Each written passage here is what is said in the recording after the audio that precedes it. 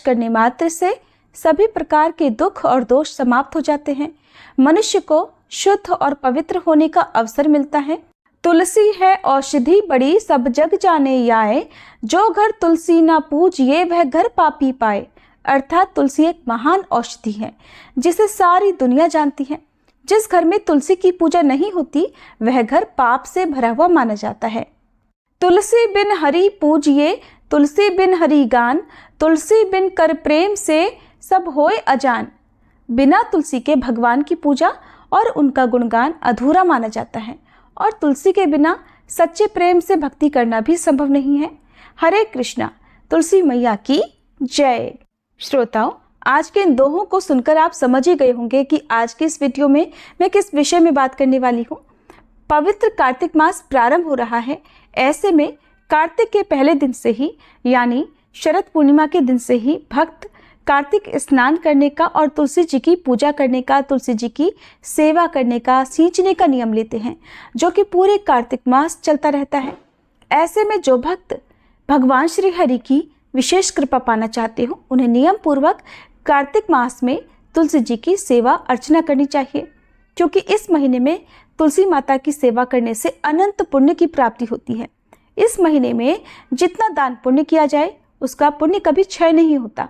वैसे तो हमारे सनातन धर्म में जितने भी पवित्र पौधे हैं उन सभी का पूजन या उन सभी को कार्तिक के पवित्र महीने में अवश्य सींचना चाहिए, लेकिन उन सभी पवित्र पौधों में सबसे पवित्र पौधा माना जाता है तुलसी माता का। पौराणिक ग्रंथों में तुलसी के पौधे को पूजनीय, पवित्र और देवी का दर्जा दिया गया है और यही कारण है कि हिंदू धर्म में आमतौर पर तुलसी जी का पौधा लगभग हर घर में देखा जाता है। तुलसी का पौधा हमारे लिए धार्मिक और वैज्ञानिक दोनों ही महत्व रखता है।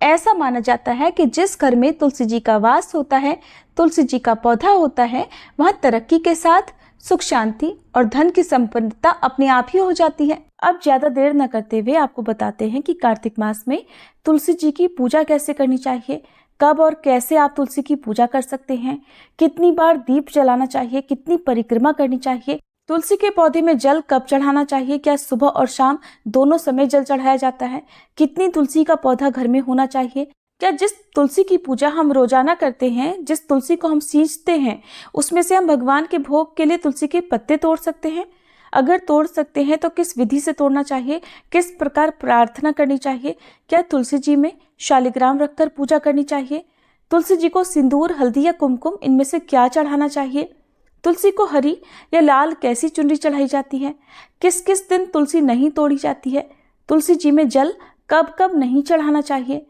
तुलसी की पूजा या पत्ते तोड़ते समय किन मंत्रों का जाप किया जाता है, देवउठान एकादशी के दिन तुलसी विवाह के लिए कैसी तुलसी होनी चाहिए, तुलसी विवाह के बाद क्या तुलसी के पौधे को दान में देना जरूरी होता है, अगर स्वयं के घर पर तुलसी ना हो तो क्या कहीं और से भोग के लिए तुलसी के पत्ते तोड़कर ला सकते हैं, कौन सी तुलसी घर में लगाना शुभ माना जाता है, रामा या फिर श्यामा।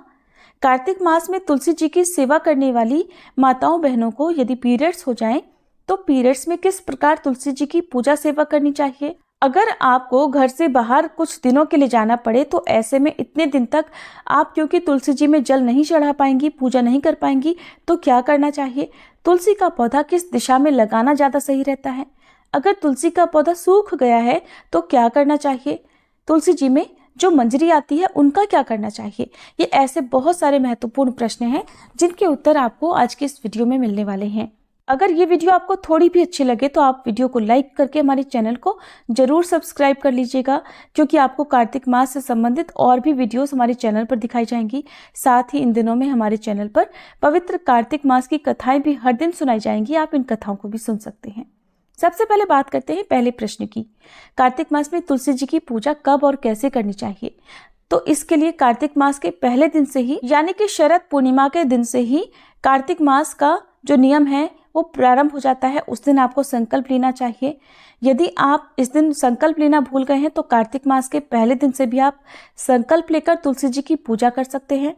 कार्तिक के महीने में सुबह और शाम दोनों ही समय तुलसी जी की पूजा की जाती है, जिसके लिए आप हर दिन सुबह ब्रह्म मुहूर्त में उठकर, और ब्रह्म मुहूर्त का जो समय होता है वो सुबह लगभग 3 से 5:30 बजे के बीच का रहता है, तो इस समय के अंदर अंदर आपको स्नान भी कर लेना है और स्नान करने के बाद आपको मंदिर की साफ सफाई करके घर में और मंदिर में गंगा जल छिड़कना है।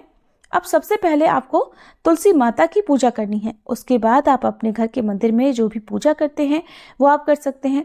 यदि आपके पास बहुत अधिक समय है तो आप पहले मंदिर की पूजा करने के बाद उसके बाद अंधेरे अंधेरे में ही तुलसी माता की पूजा भी कर सकते हैं। फिर सूर्योदय होने पर सूर्य देवता को जल का अर्घ्य भी दिया जाता है।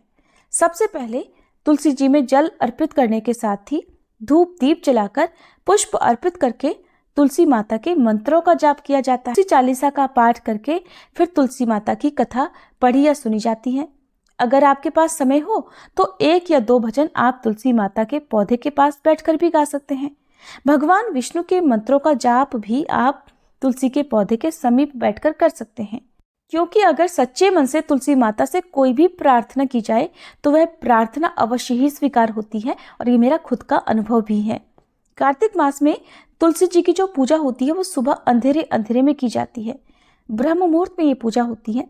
सूर्योदय से पहले ही तुलसी के पौधे में दीप जलाया जाता है। सूर्योदय होने के बाद तुलसी के पौधे में दीपक नहीं जलाना चाहिए। अगर आप सूर्योदय से पहले दीपक नहीं जला पाए हैं तो आप केवल सूर्योदय होने पर तुलसी के पौधे में जल अर्पित कर सकते हैं। दीपक ऐसे में आप शाम को ही जलाएं। सुबह और शाम दोनों ही समय दीपक जलाया जाता है। दीपक आप तेल का या घी का जला सकते हैं और दीपक में आप रुई की बाती का प्रयोग कर सकते हैं। शाम की जो पूजा है वो आप गोधूली बेला में, यानी जिस समय हल्का हल्का शाम का उजाला हो और रात होने वाली होती है, यानी संध्या और रात के मिलन का जो समय होता है, उस समय आप तुलसी जी की पूजा करके तुलसी जी के पौधे में दीप जला सकते हैं। बहुत से लोग कार्तिक मास में तुलसी जी के साथ ही पथवारी माता भी बनाते हैं। एक बात का ध्यान रखिएगा कि तुलसी के पौधे के आसपास कोई भी कांटेदार पौधा नहीं रखना चाहिए। अक्सर लोग शमी का पौधा भी तुलसी के पौधे के आसपास रखते हैं या गुलाब का पौधा लगा देते हैं, तो ऐसा नहीं करना चाहिए। और तुलसी के पौधे में कभी शिवलिंग को भी नहीं रखना चाहिए। कुछ लोगों के घर में ये भी देखने में मिलता है कि शिवलिंग को तुलसी के पौधे में रखकर फिर तुलसी की पूजा करते हैं, तो ऐसा नहीं करना चाहिए। दूसरा प्रश्न है कितनी बार दीप जलाना चाहिए। तो देखिए, सुबह और शाम दोनों ही समय में आप तुलसी के पौधे में दीप जला सकते हैं। तीसरा प्रश्न है कितनी परिक्रमा की जाती है। तो तुलसी माता की 3 बार परिक्रमा की जाती है, जिसमें आप पूजा करने के बाद, जल चढ़ाने के बाद तुलसी के पौधे के चारों ओर क्लॉकवाइज घूमकर 3 बार परिक्रमा करें। अगर पौधे के चारों ओर घूमना संभव नहीं हो तो आप अपनी ही जगह पर खड़े होकर 3 बार परिक्रमा कर सकते हैं। चौथा प्रश्न है जल कब चढ़ाना चाहिए। तो देखिए, तुलसी के पौधे में केवल सुबह के समय ही जल चढ़ाया जाता है। वैसे तो ब्रह्म मुहूर्त का समय ही सबसे उत्तम होता है। अगर आपको थोड़ी भी देर हो जाए तो आप सूर्योदय होने तक या सूर्योदय के कुछ समय बाद तक भी जल चढ़ा सकते हैं। सूर्यास्त के बाद कभी भी तुलसी के पौधे में जल नहीं चढ़ाया जाता। कभी भी एकादशी और रविवार के दिन भी तुलसी में जल नहीं चढ़ाया जाता। 5वां प्रश्न है क्या सुबह और शाम दोनों समय जल चढ़ा सकते हैं। तो देखिए, तुलसी के पौधे में सुबह स्नान करने के बाद साफ वस्त्र धारण करके ही जल चढ़ाया जाता है। अगर आपको लगता हो तुलसी का पौधा मुरझा रहा है, तुलसी के पौधे में जल की आवश्यकता है, तो ऐसे में आप सूर्यास्त से पहले पहले भी एक बार तुलसी के पौधे में जल स्नान करने के बाद या फिर साफ स्वच्छ वस्त्र पहनने के बाद ही तुलसी के पौधे में जल अर्पित करना चाहिए। कभी भी गंदे वस्त्रों से या कार्तिक के महीने में शरीर पर तेल लगाकर तुलसी के पौधे में जल नहीं चढ़ाना चाहिए। जल चढ़ाते समय या पूजा करते समय शरीर पर चमड़े की कोई भी चीज नहीं होना चाहिए। जूते चप्पल पहनकर भी तुलसी के पौधे को स्पर्श नहीं करना चाहिए। छठा प्रश्न है कितनी तुलसी घर में लगानी चाहिए। तो ये एक महत्वपूर्ण प्रश्न है जो कि अक्सर लोग जानना चाहते हैं। तो देखिए, इसके लिए घर पर रामा और श्यामा 2 तरह की तुलसी आप लगा सकते हैं। अगर आपको दोनों तरह की तुलसी ना मिल पाए तो घर पर आप केवल एक रामा तुलसी का पौधा भी लगा सकते हैं, क्योंकि रामा तुलसी को माँ लक्ष्मी जी का प्रतीक माना जाता है और इस पौधे में सबसे ज्यादा औषधि गुण भी होते हैं। कार्तिक के महीने में किसी भी गुरुवार को या एकादशी के दिन तुलसी के पौधे को लगाना बहुत शुभ माना जाता है। तुलसी के पौधे के आसपास हमेशा साफ सफाई रहनी चाहिए। 7वां प्रश्न है जिस पौधे की हम रोजाना पूजा करते हैं, क्या उस पौधे में से भगवान के लिए तुलसी के पत्ते तोड़ सकते हैं, क्योंकि भगवान का भोग तो बिना तुलसी के पत्ते के अधूरा रहता है। तो देखिए, अगर आपके पास केवल एक ही तुलसी का पौधा है, दूसरा पौधा लगाना आपके लिए बिल्कुल भी संभव नहीं है, तो फिर ऐसे में आप स्नान करके तुलसी माता से प्रार्थना करके और तुलसी माता के मंत्र का यानी ओम सुभद्राय नमः और ओम सुप्रभाय नमः इन मंत्रों का जाप करते हुए और तुलसी माता से प्रार्थना करके कि हे गोविंद के हृदय को प्रफुल्लित करने वाली माता तुलसी, मैं आपको श्री नारायण भगवान की पूजा के लिए तोड़ रही हूँ। आपको नमस्कार है। हर श्रृंगार आदि फूलों और तरह तरह के सुगंधित पदार्थों की भेंटों से भी श्री हरि को तृप्ति नहीं होती है। हे कल्याणकारिणी, महान ऐश्वर्य वाली, आपके बिना तो सब कर्म निष्फल हैं। हे तुलसी माता, मेरे लिए कल्याणकारी बन जाओ और दिव्य गुणों वाली माँ, तोड़ने से आपके हृदय पर जो भी आघात पहुंचे उसके लिए आप मुझे क्षमा कर देना। हे जगत जननी माँ तुलसी, आपको मेरा नमस्कार है। इस तरह प्रार्थना कर कर आप बहुत ही सावधानी के साथ तुलसी के पत्ते तोड़ सकते हैं। ध्यान रखिएगा कि तुलसी के पत्ते को नाखून से नोचकर या पूरी तरह से पौधे को हिलाकर कभी नहीं तोड़ना चाहिए। बहुत आराम से तुलसी के पत्ते तोड़े जाते हैं। अगर हो सके तो भगवान के भोग के लिए आप अलग से तुलसी का एक पौधा लगा सकते हैं, क्योंकि ऐसा भी कुछ लोग मानते हैं कि जिस पौधे की हम हर दिन पूजा करते हैं उस पौधे में से पत्ते नहीं तोड़ने चाहिए। लेकिन अगर आपके पास केवल एक ही पौधा है तो आपको अपने मन में बहुत ज़्यादा नकारात्मक नहीं होना है, क्योंकि कई बार ऐसा होता है कि लोगों के लिए दूसरा पौधा लगाना संभव नहीं होता है। तो आप आराम से इस तरह सच्चे मन से प्रार्थना करके तुलसी के पत्ते भी उसी पौधे में से तोड़ सकते हैं। कार्तिक के पूरे महीने में तुलसी के पत्ते का सेवन करना भी बहुत शुभ और लाभदायी माना जाता है। आप पूजा करने के बाद हर दिन तुलसी का एक पत्ता भी ग्रहण कर सकते हैं। तुलसी के पत्ते को बिना चबाए ही ग्रहण किया जाता है। 8वां प्रश्न है, क्या तुलसी जी में शालिग्राम रखकर पूजा करनी चाहिए? तो देखिए, अगर आपके पास शालिग्राम जी हैं तो बिल्कुल आपको उन्हें तुलसी के पौधे में रखकर पूजा करनी चाहिए। तुलसी के समीप पौधे में ही उनको पधराना चाहिए। ऐसा करने से तुलसी माता बहुत प्रसन्न रहती हैं। अगर शालिग्राम जी ना हो और आपकी श्रद्धा हो तो आप विधि विधान से शालिग्राम जी को घर पर भी पधरा सकते हैं, उन्हें ला भी सकते हैं। 9वां प्रश्न है, तुलसी जी को सिंदूर, हल्दी, कुमकुम इनमें से क्या चढ़ाया जाता है? तो देखिए, कार्तिक के महीने में तुलसी माता को हल्दी चढ़ाना ज़्यादा शुभ रहता है। जिस दिन देवउठान एकादशी पर तुलसी माता का विवाह किया जाता है, केवल उस दिन तुलसी माता को सिंदूर अर्पित करना चाहिए। तब तक कार्तिक के महीने में आप केवल हल्दी अर्पित कर सकते हैं। सिंदूर की जगह पर तब तक आप कुमकुम भी अर्पित कर सकते हैं। इसके अलावा कच्चा दूध भी तुलसी के पौधे में हफ्ते में एक बार जरूर अर्पित करना चाहिए। 10वां प्रश्न है, किस रंग की चुनरी माता को चढ़ानी चाहिए? तो तुलसी माता को वैसे तो आप लाल और हरी दोनों ही चुनरी चढ़ा सकते हैं, लेकिन लाल रंग बहुत शुभ माना जाता है, तो लाल रंग की चुनरी भी आप अवश्य चढ़ाएं। 11वां प्रश्न है, किस किस दिन तुलसी नहीं तोड़नी चाहिए? अक्सर लोग इस बारे में जानना चाहते हैं। तो देखिए, तुलसी की पत्तियों को कभी भी रविवार, ग्रहण, चाहे वो चंद्र ग्रहण हो या सूर्य ग्रहण हो, एकादशी, अमावस्या, पूर्णिमा, चौदस या संक्रांति के दिन नहीं तोड़ना चाहिए, भूल कर भी नहीं तोड़ने चाहिए। रविवार और एकादशी ग्रहण, चाहे वो ग्रहण कोई भी हो या सूतक यदि घर में लगा हुआ हो, तो उस समय तुलसी के पौधे में जल भी नहीं चढ़ाया जाता है और न ही तुलसी के पत्तियों को तोड़ा जाता है। सूतक चाहे वो अशुभ हो या शुभ हो, उसमें आप तुलसी के पत्ते को स्पर्श ना करें। तुलसी के पत्ते तोड़ते समय या पूजा करते समय ओम सुभद्राय नमः या ओम सुप्रभाय नमः इन बहुत ही आसान से मंत्रों का जाप कर सकते हैं। 14वां प्रश्न है, देवउठान एकादशी के दिन किस प्रकार की तुलसी होनी चाहिए? किस प्रकार की तुलसी से भगवान का विवाह कराया जाता है? तो आप रामा या श्यामा किसी भी तुलसी का विवाह शालिग्राम जी से करवा सकते हैं। तुलसी विवाह के लिए कुछ लोग नया तुलसी का पौधा लाकर इस दिन शालिग्राम जी के साथ उनका विवाह कराते हैं और फिर उस पौधे को मंदिर में दान कर देते हैं। जिस तरह से पुत्री का, कन्या का विवाह करने के बाद उनकी विदाई कर दी जाती है, उसी तरह से तुलसी माता की विदाई भी कर दी जाती है। वैसे तो तुलसी के पौधे को विवाह करने के बाद विदा कर देना चाहिए, मंदिर में रख देना चाहिए, लेकिन जो लोग ऐसा नहीं करना चाहते हो उन्हें उस पौधे को फिर अपने घर पर रखकर नियमित रूप से पूजा कर लेनी चाहिए। 16वां प्रश्न है, अगर खुद के घर पर तुलसी ना हो तो क्या कार्तिक माह में कहीं और से भोग के लिए तुलसी के पत्ते ला सकते हैं?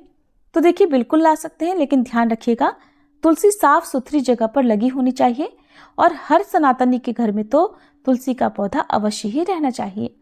तुलसी का पौधा जिस भी घर में होता है उस घर का वातावरण शुद्ध हो जाता है, पवित्र हो जाता है, नकारात्मक ऊर्जा दूर हो जाती है। घर का वास्तु अगर ठीक ना हो तो वास्तु ठीक हो जाता है, जो दोष है वो दूर हो जाता है। इसलिए तुलसी का पौधा तो आपको लगाना ही चाहिए। घर पर रामा या फिर श्यामा तुलसी का पौधा आप लगा सकते हैं।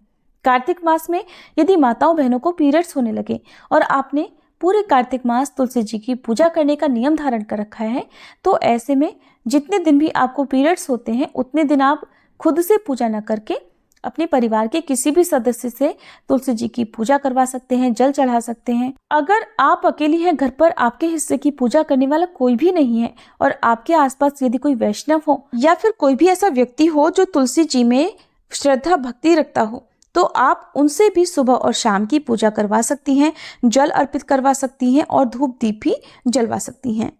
अगर आपको बहुत दिनों के लिए घर से बाहर जाना पड़ जाए, हालांकि ऐसा नहीं करना चाहिए, नहीं तो आपका नियम टूट जाता है, लेकिन फिर भी यदि बहुत मजबूरी हो और आपको जाना पड़े तो ऐसे में आप किसी न किसी सदस्य को सेवा करने के लिए कह के जाएं। अपने आसपास किसी से आप आग्रह कर सकती हैं और इस दौरान आपको मानसिक रूप से वही नियम आपको अपनाने होंगे। जैसे ब्रह्म मुहूर्त में उठकर आप पूजा खुद से करती हैं, तो उस समय भी आपको जहां कहीं भी आप हैं ब्रह्म मुहूर्त में उठकर मानसिक रूप से तुलसी माता की सेवा पूजा कर लेनी चाहिए। मानसिक रूप से ये भाव करते हुए कि आप तुलसी के पौधे में जल अर्पित कर रही हैं या धूप दीप जला रही हैं, ऐसा भाव करके सुबह और शाम तुलसी माता की पूजा आपको कर लेनी चाहिए। ऐसा करने से भी तुलसी माता पूजा स्वीकार कर लेती हैं। 20वां प्रश्न है, तुलसी का पौधा किस दिशा में लगाना चाहिए? तो उत्तर पूर्व दिशा तुलसी के पौधे को लगाने के लिए बहुत ही शुभ दिशा मानी गई है। 21वां प्रश्न है, अगर तुलसी का पौधा सूख गया है तो क्या करना चाहिए? तो इसके लिए सबसे पहले तो तुलसी के सूखे हुए पौधे को आप गमले में से निकालकर उसकी लकड़ियां तोड़कर उसका दीपक जला सकते हैं, तुलसी की माला बना सकते हैं और भगवान श्री कृष्ण के समक्ष तुलसी की लकड़ी का दीपक जलाना बहुत ही शुभ रहता है। और इसके अलावा आप तुलसी के सूखे हुए पौधे को जल में विसर्जित भी कर सकते हैं। सूखा हुआ पौधा घर पर नहीं रहने देना चाहिए, उसकी जगह पर आप नया तुलसी का पौधा लगा सकते हैं। अंतिम प्रश्न है, तुलसी जी में जो मंजरी आती है उसका क्या करना चाहिए? तो सबसे महत्वपूर्ण बात है, तुलसी के पौधे की मंजरी को उनके नाखून माना जाता है, माता पर बोझ माना जाता है। बहुत ज़्यादा मंजरी होने पर मंजरी को समय समय पर तुलसी जी से हटाते रहना चाहिए और इस मंजरी का भोग आप भगवान को भोग में भी लगा सकते हैं। भगवान कृष्ण को मंजरी का भोग लगाना बहुत प्रिय होता है। इस मंजरी को अगर घर में लाल कपड़े में बांधकर तिजोरी में रखा जाए तो धन में बरकत होती है, धन का आगमन होता है, धन कमाने के नए नए रास्ते खुलते हैं, परिवार के सदस्य तरक्की करते हैं और यदि घर में कलह क्लेश होता हो तो वह कलह क्लेश भी दूर होता है। इस तरह से आप कार्तिक मास में कुछ बातों का ध्यान रखकर तुलसी माता की पूजा कर सकते हैं। और जिस घर में तुलसी माता की पूजा सच्चे मन से की जाती है वहाँ पर सदैव भगवान श्री कृष्ण, भगवान श्री हरि और माँ लक्ष्मी जी सहित राधा रानी का आशीर्वाद सदैव बना रहता है। ये थी आज की वीडियो। उम्मीद करती हूँ आपको